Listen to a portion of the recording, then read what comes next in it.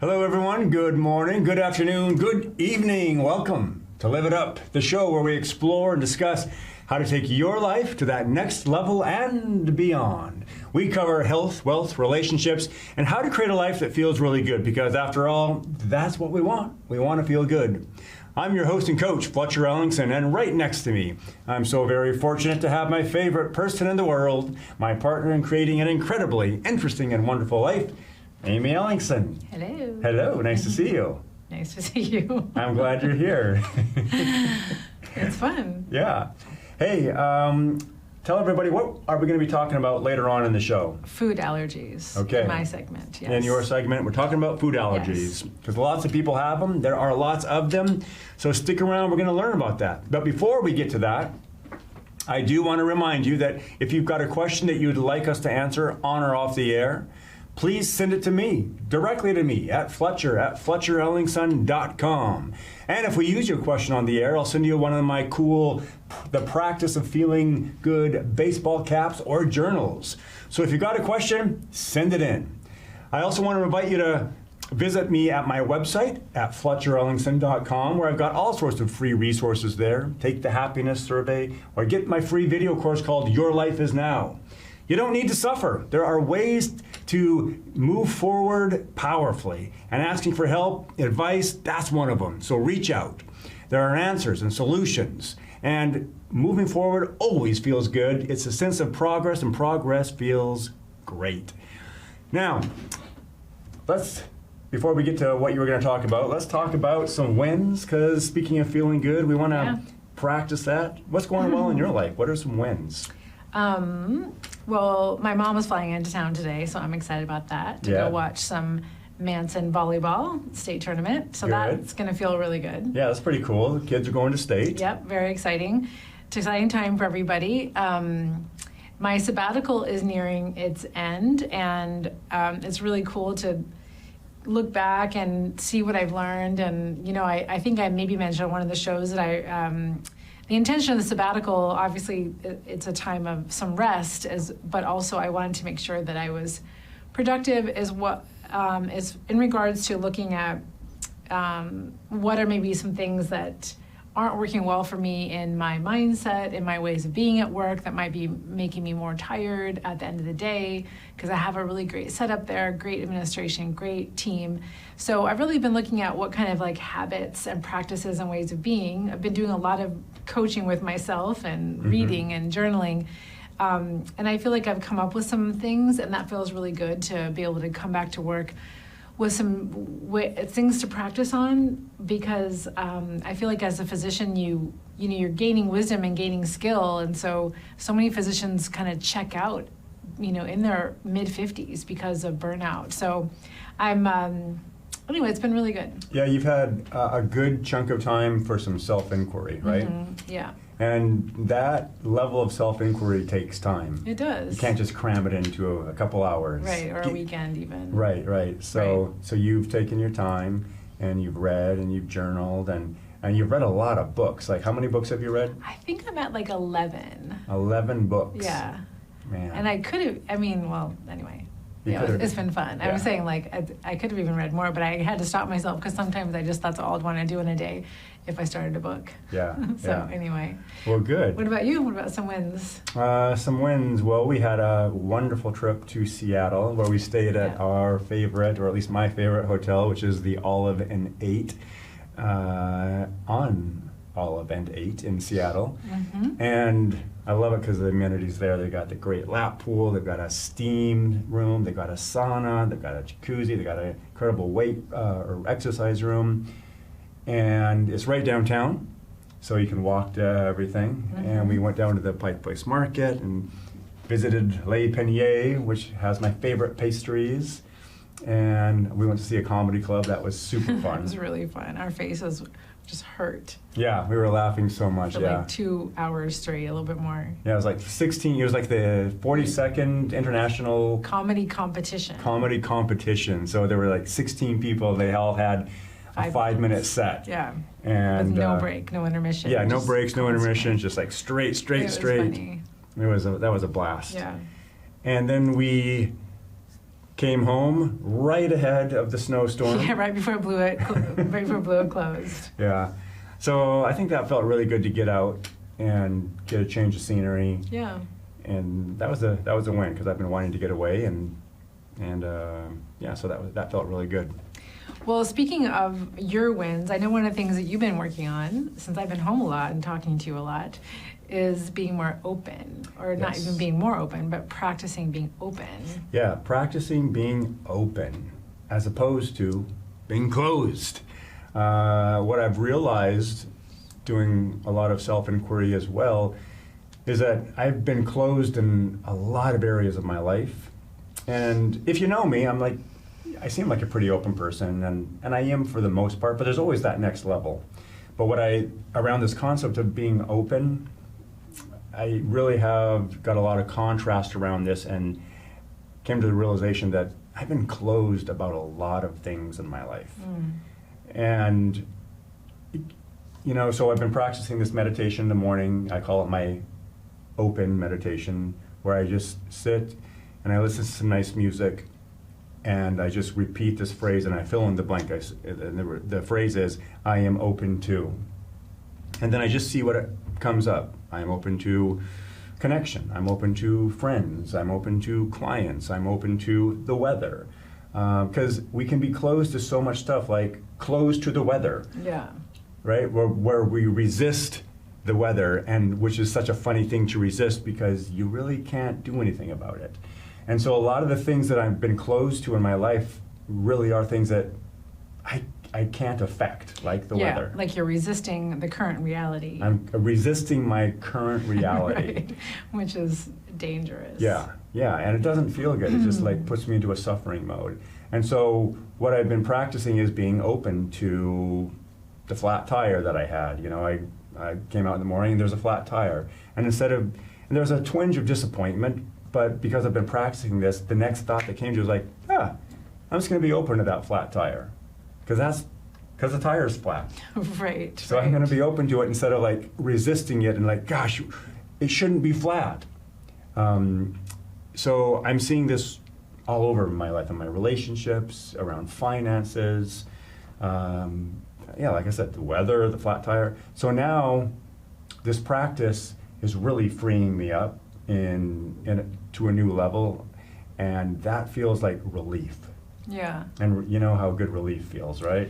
Yeah, and I think one of the things that we talk about a lot, and I know you talk with your clients a lot, is that it does take a lot of practice. Mm-hmm. So I think that it's a good thing for people to remember if there's a way of being that they're wanting to change, even like for me at work, how I'm going to have to practice these ways of being. Yeah. And you've had to practice it on a regular basis, daily, multiple times a day, in order to affect change, especially at our age. We've been well patterned in other ways. So I think it's a good, like you just described, you're doing it in the morning, you're practicing it during the day, you've been doing it for weeks and weeks and weeks, and it's something that requires practice. Yeah, and I think there's a huge payoff for it, because what's happening is that I'm becoming more open to my life, and this is the only life I have.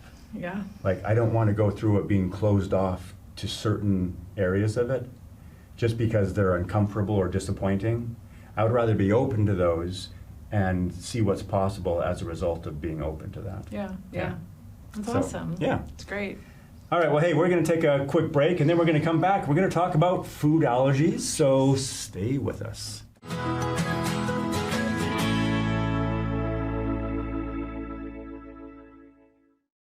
Hey, everybody, welcome back to Live It Up. I'm Fletcher Ellingson. Right beside me is Amy Ellingson. Hello. Hello. Hey, we're talking about food allergies today, right? It's true. So, first question is, can you clarify what you mean by that? Because there's food allergies and there's food intolerances. So what's the diff? Yeah, and you can kind of tell by the name of it, right? Like an intolerance is something that is, uncomfortable, but it's not an allergy. So we know that the body's immune system keeps us healthy by fighting off infections and other possible dangers. It sees things and then it has a reaction. So a food allergy occurs when your immune system overreacts to a food or a substance in a food. So it reacts to it like it's a danger. So it will trigger this protective response in your body. An allergy in general and food allergies involve a type of antibody in your body called IgE, and that is what causes allergic reactions, that antibody. It's very different than a gluten intolerance, which is a type of hypersensitivity to gluten. So it does affect your immune system a little bit, but in a different kind of way, where basically people that have gluten intolerance or celiac disease, their body has a hypersensitivity reaction to the protein that's found in wheat, barley, and rye, which is called gluten. So if you have celiac disease, when you eat gluten, it triggers this immune response in your small intestine, and then that's what leads to all the problems that celiac disease has. Okay. And then lactose intolerance is actually not an allergy. It's people that are lacking an enzyme that breaks down the milk sugar lactose. And so that causes GI effects that people know about with lactose intolerance. Yeah. So food allergy is actually that's what we're talking about, like a peanut allergy or a shellfish allergy. Which are going to frequently be more severe than the intolerance. Yeah, they definitely can be. Got it. I mean, they can be like immediately deadly. Yeah. Versus if you're lactose intolerant and have GI effects after you're drinking milk, it's different than, going into shock or something. Got it. Okay, cool. So what type of symptoms happen when someone's allergic to a certain food? So if someone has a food allergy, the symptoms usually affect your whole body. So it's different than, like, say you touch something on your skin and you're allergic to it, you get a reaction right here. One of the things you can kind of tell if they eat something and then all of a sudden they get hives, but the hives would be all over their body in different places. Or people have heard about, right, they might get like a swollen tongue or throat or lips. They can be mild or severe. They can be mild at first and get more severe. Like every time can be a little bit different depending on what you have ingested and how much of it. People can also get nausea, vomiting, shortness of breath, cough, wheezing, feel dizzy. The worst kind, like the deadly kind of reaction, is an anaphylactic reaction. And that's a whole body allergic reaction that causes a dramatic drop in blood pressure. It impairs your ability to breathe, and it usually happens within minutes to the exposure to that food, and it can be fatal. And the treatment is epinephrine, an injection of epinephrine. And so that's why people carry around their EpiPens. So even if you've had like a moderate reaction to something that we know could in the future become more severe, then because it can become deadly so quickly, people carry their own epinephrine. Got it. I wondered, do you think it's common practice for restaurants to have those types of pens? I've never heard of a restaurant carrying an EpiPen. Wouldn't be a bad idea. Seems like it'd be good. They do expire and they are expensive, and you obviously need a prescription for them. Although that being said, the school, I signed a thing for the school. They ordered EpiPens. Oh, okay. So schools must have EpiPens. So maybe restaurants do, but I've never heard of that. And then, I don't know if you're going to talk about this later, but let's say you do have that reaction and you have an EpiPen, you just put it in your thigh. Put it in your thigh. Right. And then how quickly does that take effect? It works immediately. Yeah. And then after it's cleared up, the reaction doesn't continue. It can. So usually, like if someone needed to receive treatment for an allergy, like an emergency room, they usually watch them for several hours, because although that first reaction maybe got cut off, there could be kind of a delayed reaction or like another response. So people are usually monitored. So you don't usually just do an EpiPen and then you're just like chilling out at home. And usually like you go and get care. People will take Benadryl and that kind of stuff. So got it. Yeah. Okay. How common is it to have a food allergy? So in the U.S., there are about 50 million people that have an allergy of some kind to food. So that's a lot. It is, yeah. So food allergies affect about 4 to 6% of children and about 4% of adults.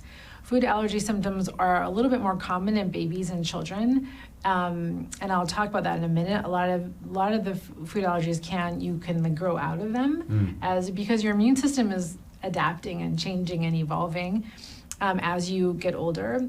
And also adults can develop a food allergy at any time when they didn't used to be allergic to something. They can develop anytime? Yeah. It can just happen when they never have been allergic before. That doesn't seem Are you very resisting? logical. Are you resisting your current reality? I'm resisting that. It seems like the body is so intelligent. It seems like that just seems weird to me. Right. Yeah. Huh. But your immune system is always changing and evolving, and maybe that something hits you. Maybe you eat shellfish at the same time your immune system is going through something, or I don't know that I've heard of like why that happens, but it can. Yeah. Well, it's doing its best all the time. Yeah. So. Yeah. All right. This next section is kind of long, so why don't we take our break first? Let's take a quick break. We'll be right back. See you in a minute.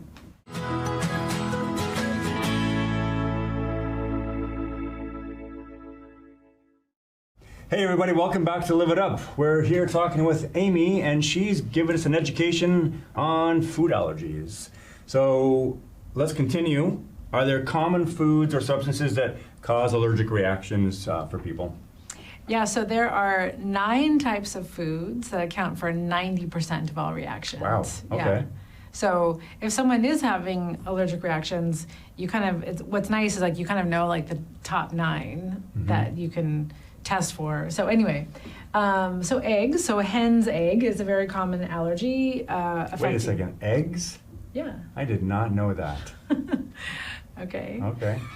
Affecting infants and young children. It's a little less common as people get older. So most children, about 71%, will outgrow their allergy to eggs. Next by question. their 6. I don't know if you know this or not. And it's more commonly in the white. Is that what you're going to say? No. Oh. I was just going to say, like, does that mean just like eating like a fried egg or scrambled egg, or is it egg in other? It'd be egg in anything. Although some of them, and I didn't include this, so I don't have this in front of me, but a lot of these are affected by if something's cooked or not. Okay.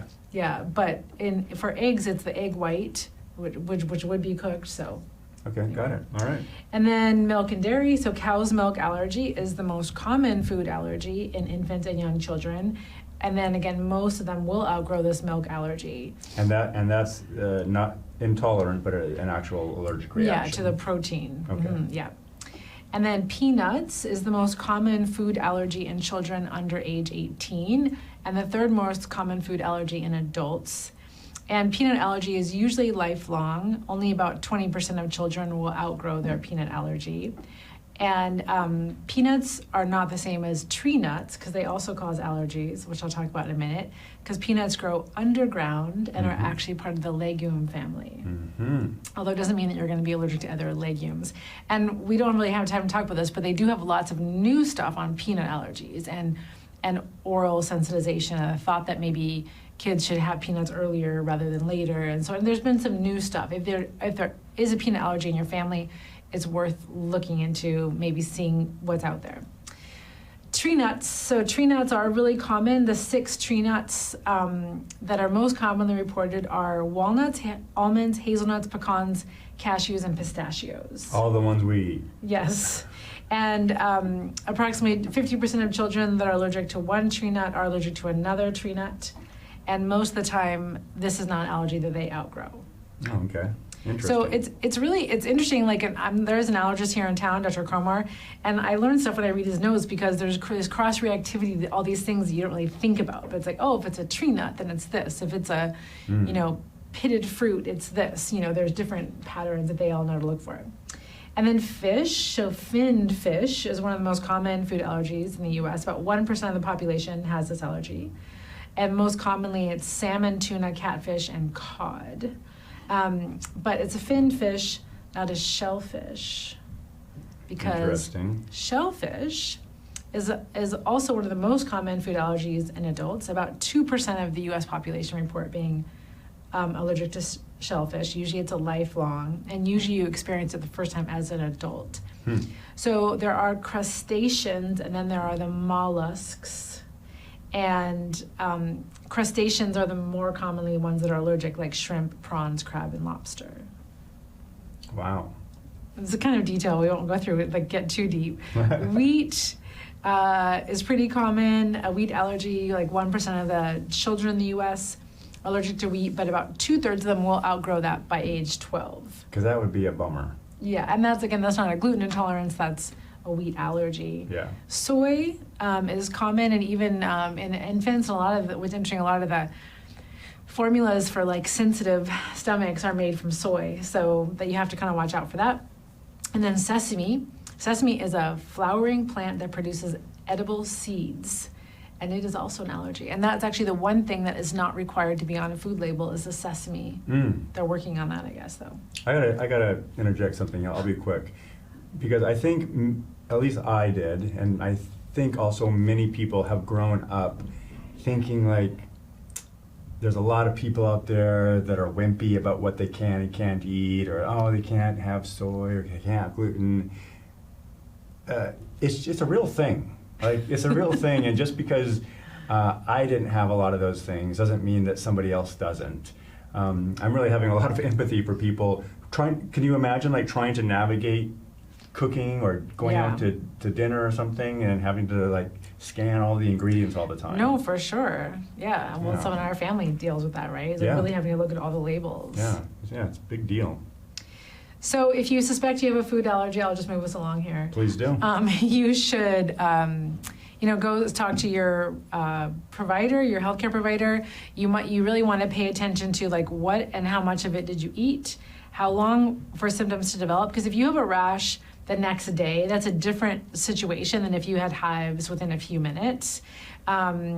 And then usually you go, some primary care doctors do this, other times you go see an allergist and they can do blood testing, which looks at IgE reactions, or they do more commonly the skin prick testing where they usually do on the back, they'll take like a little bit of peanut, maybe not peanut, but other things, and then they actually do a control substance and then an allergen, and then if your body gets a little red bump, depending on the size of it, then you're considered allergic to that. And that's a pretty good test for that.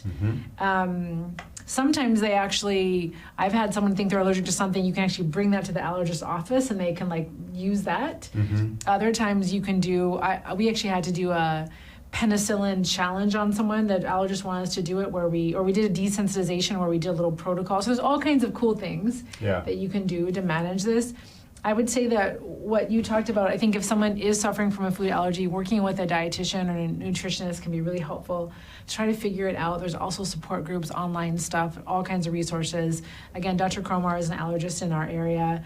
Because you essentially have to avoid it unless there's a way to do a desensitization. All right, good information. Wish we had more time, but we don't. Yeah.